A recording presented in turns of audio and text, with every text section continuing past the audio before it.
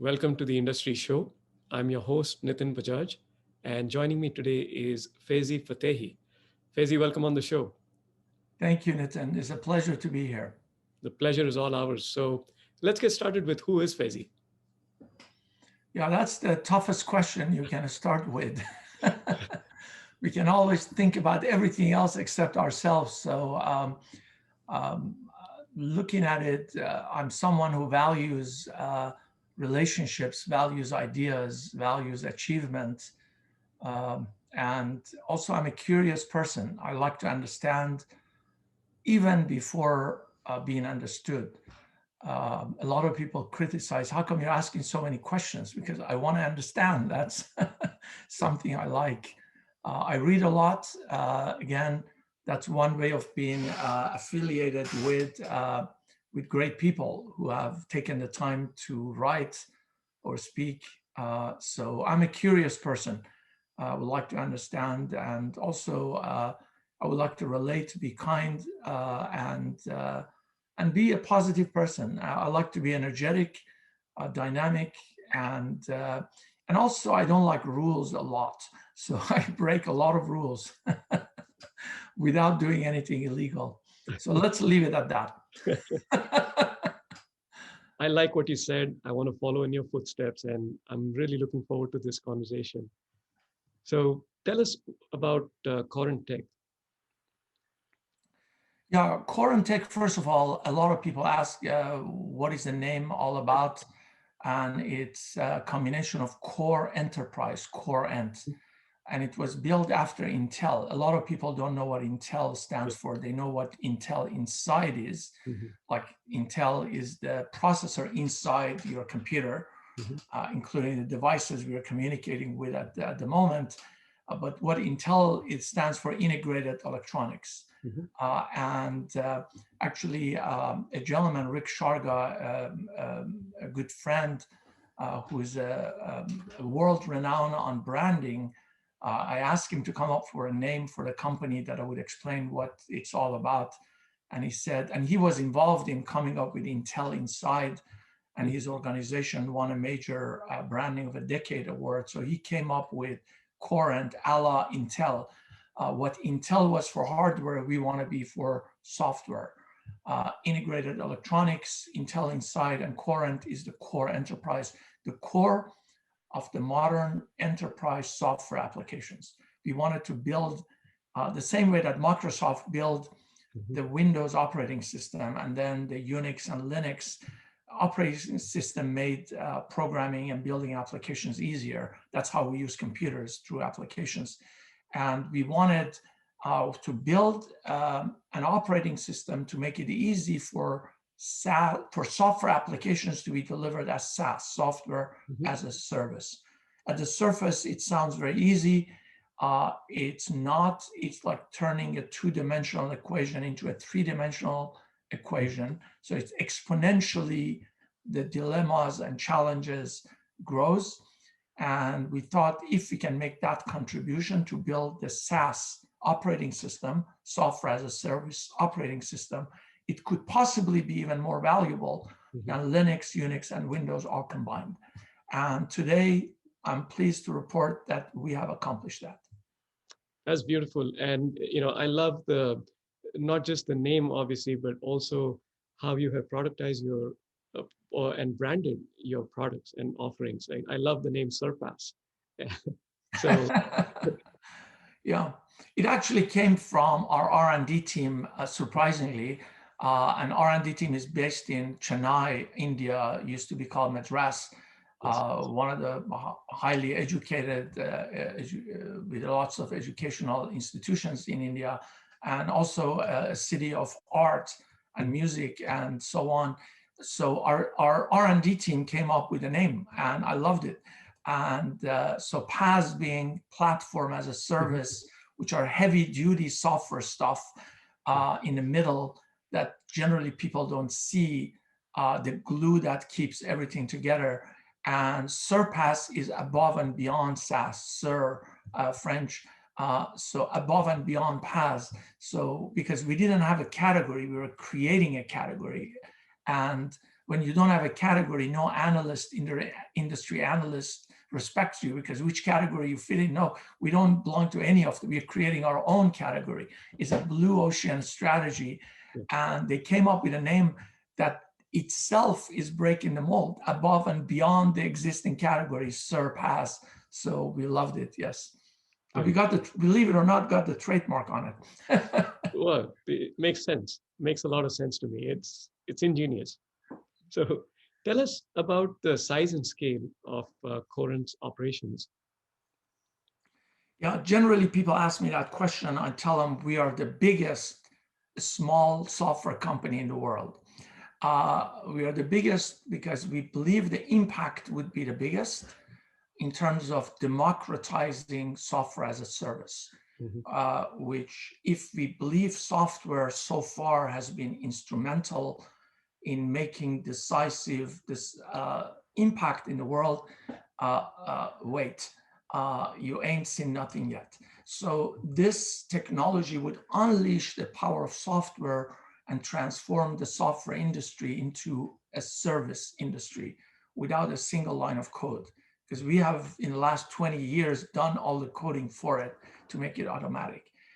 So in terms of size and scale, we are about 100 engineers, and mostly engineers, and we are global, and hundreds of customers, including Boeing and Samsung and a lot of others that I'm not allowed to mention their names.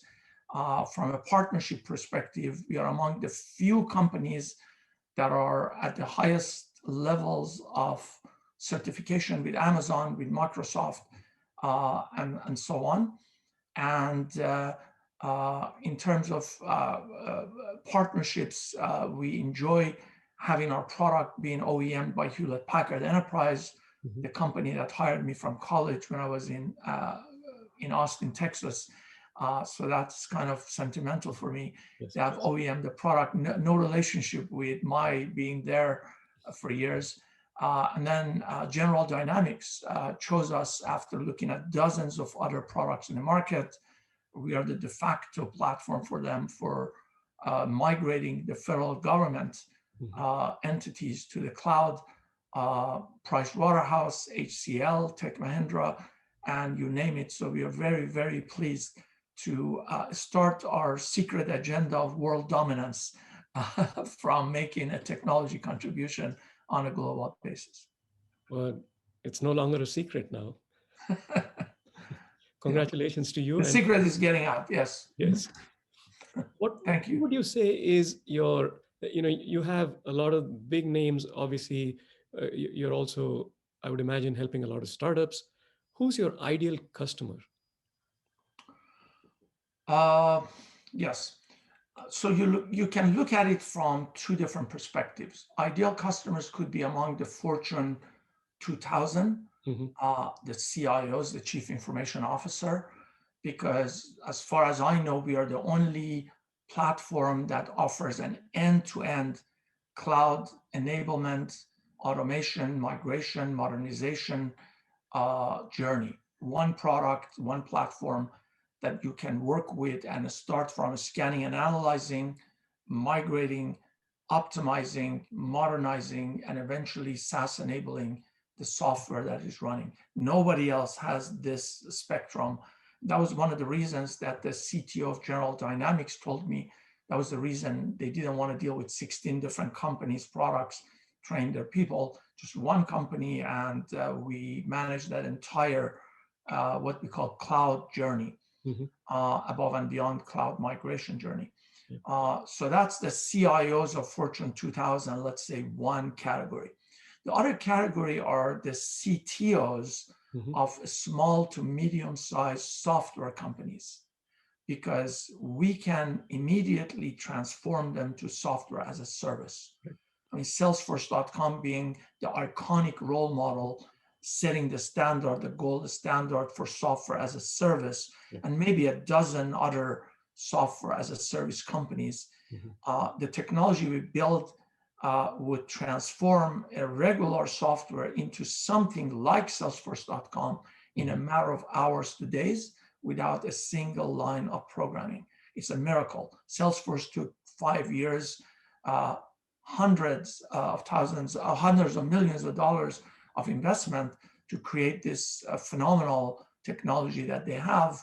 I had an interview with the California Business Journal a couple of years ago. The headline was, "While Salesforce.com legitimized SaaS, Corent is now democratizing SaaS, make it available to everyone." So the second category are the CTOs of software companies, whether they're established, small to medium size, or they're very entrepreneurial. Right now at UCI, a PhD student just built a software, but he was raising money to make it SaaS. We said, stop, we can just make you SaaS over the weekend. Boom, go to market. And that is a major part of the target that we are targeting, entrepreneurial activities, as well as established companies. You missed out one thing in your introduction. You didn't tell us you're a magician. It's our team. The team at Corent, they are magicians. We should certify them as such. I'm just the conductor. They're the ones who are playing the instruments. Yeah. Sure, the sign of a great leader, right? It's not about you, it's about the team. So yeah, absolutely. Congrats again. Yes. Tell us about the biggest challenge you're facing today as an organization, as a team, and as a leader.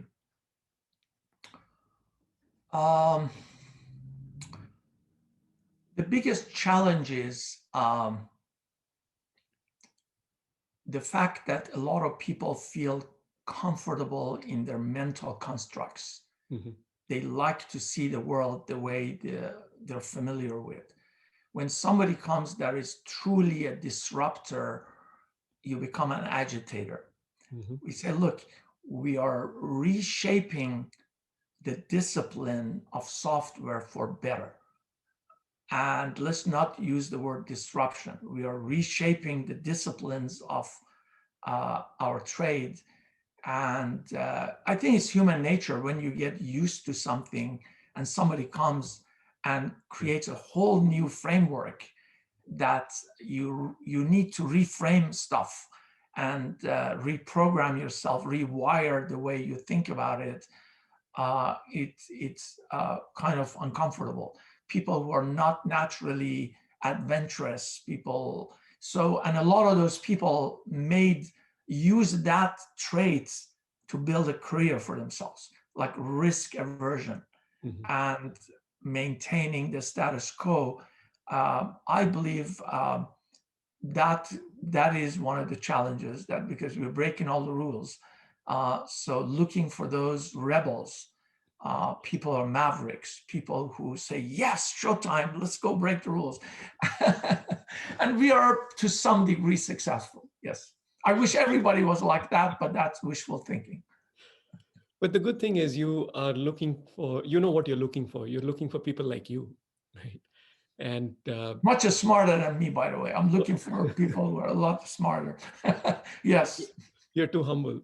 But what I like about what you said is change is not easy, right? And we as humans tend to cling on to things that we are familiar with. We have come to like or even get used to. So it's not easy to break that mold and get people to, and I think in a lot of ways it does take a certain kind of personality to say yes to these things, unless you have but no other choice. And when COVID happened, like we know, it sped up, it accelerated the whole digitization, and people that didn't want to change had to change. Had to change, yes. Right. Yeah. For example, to follow your logic, when I was at Hewlett Packard, involved with the management of billion-dollar business units, I used to travel a lot. I was told by HR that I made it as a first million-mile traveler, which was a big deal in late 90s. Now it's not.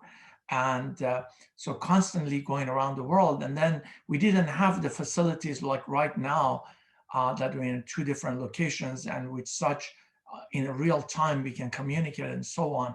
But started that virtual teams. I had 15 countries and staff to manage. and so on and so forth. So basically, it was a virtual organization without having the Zoom type technologies to deal with it. But even after that, I managed businesses through a laptop, managed companies through a laptop, rather than have a desk and a PC and stuff like that. So I entered the virtual world about 20 years ahead of the pandemic, and everybody at Corent is somewhere in the world. And we are not looking at the location, but what the teamwork is like playing an orchestra virtually, which nowadays is happening. Yes. But even 2 years ago, if you would have said it, people said, no, there's latency and you cannot make it happen. So we had our own high-tech orchestra playing for 20 years before people had to do it. And we were looking at how we can create breakthroughs, disruptions for good in a positive sense. People are coming along. It's just a human nature. So answering your question, the whole complacency of the status quo, the inertia is probably the biggest challenge. On the flip side, what is the biggest opportunity you're looking at? Yeah, the biggest opportunity is make a major dent in the world by democratizing SaaS. By the way, that's the title, a little plug here, the title of a book that I'm working on with Forbes Books. The title is Democratizing SaaS, and the spirit is, while Salesforce.com and a bunch others legitimized SaaS, Corent is now democratizing SaaS and giving the everyday entrepreneur, not a software entrepreneur, giving an everyday entrepreneur to become a major engine for growth in the software industry and for social good. That is the biggest statements to make, and I'm standing by it. We are looking forward to the book. Would love to stay in touch and find out when it's coming out. And probably in June, yes. Yeah. So the next question I have for you is, you've been at this journey for a while. You've had a lot of experiences working with the largest of corporations to entrepreneurs that are still in school. What is either a lesson learned or a success story that you're really proud of? Where can I start? It's one of the secret pleasures and joys of doing what I do, including when I was at HP and multiple startups, is what I call triumph over adversity. Mm-hmm. Triumph over adversity. If we don't push ourselves to a level that there is a good chance of failure, we never know that we really achieved our potential. True. So one success story, a company named MapR, M-A-P-R, they raised, I forgot, 280 million or 380 million, Silicon Valley AI and big data corporation. And a couple of years ago, got a call that their new CTO and CEO really need our technology to make their software SaaS. With all that money, they could hire anyone in the world, pay him $1 million salary like Mark Benioff used to do for Salesforce.com, and tell them go back to work and make it happen. They came to us, and within a very short period of time, within days, we basically made them a fully capable SaaS with metering, with monetizing, monitoring, subscription management, multi-tenancy, whatever we needed to add. I forgot all the details. And because of that, Hewlett-Packard Enterprise acquired them. Otherwise, they were running out of money. Spend all that money building the product, but when it came to make it SaaS, came to Corent as a point of pride for, not for me, but for the Corent team that have been dedicated themselves to this magic, to this miracle for years to democratize one. Another one, you probably have heard of Muhammad Yunus, who won the first economist who won the Nobel Prize for Peace. Yes. And it was because of microfinance that he advocated in Bangladesh and then around the world, Mm-hmm. and created Grameen Bank. Yes. This Ginny Rometty, the former CEO of Mm-hmm. IBM, and Paul Maritz, former CEO of VMware, they said, wow, can we build a software to enable the Grameen banks of the world, the microfinance, and to help like 2+ billion underbanked and unbanked people in the world to have access to microfinancing. So they built a software, they made it open source. It's free to anyone to download it and use it. It's a core banking solution. And that happened over 12 years ago. But eventually we had the pleasure of making it SaaS, meaning democratizing that phenomenal software to help eradicate extreme poverty in the world. And MIFOS, Microfinance Open Source, is the name of the company. And I'm very, very happy that next month we have a global get-together of some phenomenal people from the Rockefeller Foundation all the way to people who are looking at global wellness and helping eradicate extreme poverty. Hopefully, Dr. Jim Kim, former president of World Bank, to participate and see how we can promote this now SaaSified MIFOS. It's available to easily be democratized and used anywhere in the world without the burden of getting a computer, getting a database, getting an app server, getting an administrator. Just subscribe to it from a cell phone and use it. Access to banking creates access to credit. Yes. And lack of access to credit is one of the fundamental reasons for extreme poverty, in addition to lack of access to healthcare. So these are a couple of success stories that I can share with you. Wow. But if you give me like 2-3 hours, I can go on.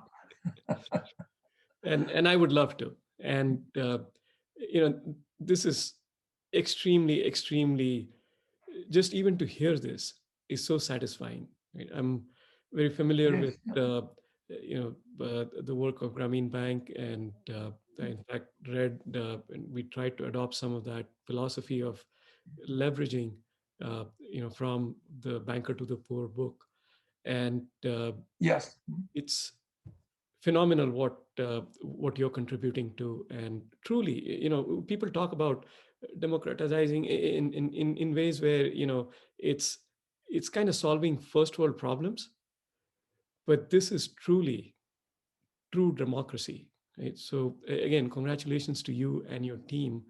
And thank you. Yeah, it's really heartening to hear these stories. Yeah, it has two sides to it. One is democratizing access for people. And a friend of mine calls it Operation Liberation. They call Corent Operation Liberation. So we provide access. There is the other side of it is we provide entrepreneurial opportunities for people who are everyday entrepreneurs to become the engine of growth for economic prosperity. And that is one of the values for people to make a living wage, to raise a family, to make a contribution to the community. So there's the two angles. One is the entrepreneurial opportunity for people to be positively engaged in making contributions. Running a business is like a sacred job based on good values, creating value based on values. And then the other side of it is providing access on education, on healthcare, on finance, you name it.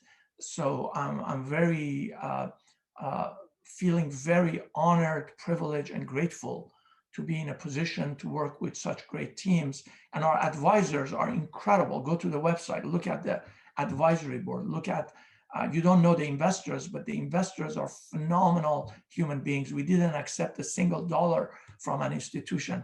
Every dollar that came to Corent was from an individual that met two criteria.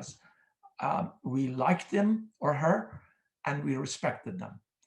If they didn't meet those criteria, I doubt any of our investors fall out of that. So it's an elite group of people, about 100 people, who even some of them borrowed money from their retirement accounts to invest in a company because they believed in the mission. They wanted to be part of that mission above and beyond their own lives. So I'm humbled, grateful, and delighted to be a small piece of this movement that is just starting to happen.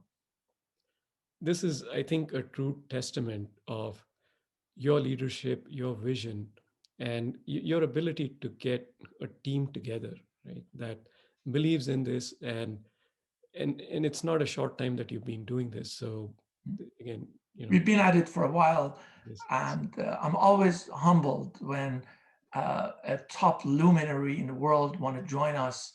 Wall Street Journal covers it, Bloomberg covers it, and I say, wow, this is incredible. Very, very humbling. yes. Couldn't have expected a better turnout. So congratulations Thank again. you. Let's Appreciate it. turn gears and get to know a little more about you. And we want to do this through a series of one-line life lessons Yeah. that I would urge you to share with us. Yeah, so I made a few notes because if you give me time, I can go on for hours and hours. I keep track of my favorite quotes and the ones who impact me better resonate. I'll just read it if you don't mind. Please. A few quotes. One is don't major in minor things. And to some degree, it's a rephrasing of what Steve Jobs told me. Said, go make a big dent in your universe, which is software. Don't major in minor things. The other one, it's really favorite of mine, and is a philosophy of life for me, is there is no traffic jam on the extra mile. Just go that extra mile. That's where the difference is being made. Another one is, this is really fundamental. This one that it's from my dear friend, Peter Bregman, the author of Leading with Emotional Courage. If you haven't read that book, it's life-changing. If you're willing to feel everything, you can do anything. This is really fundamental. And another one from my dear friend, Mark Thompson from Silicon Valley, you cannot scale your business any faster than you can scale yourself. Love that. Was it 5 or was it 4? If you need one more, it's one word, it's act. Beautiful. Yes. Profound. If you have more, I'm Nope. If you want, I would share that. Another favorite is, it's not how smart you are, it's how you're smart. So we got to know our areas that we're good at, and not let our ego become so big that we're smart. No, how are you smart? And I was talking to a teachers union at Orange County, and I said one word of wisdom. I said, I don't know, but if I was a teacher, my gift to that student, every student, would be to help them understand how they're smart, because that's the biggest gift a teacher can give to a student. So put them on the right track.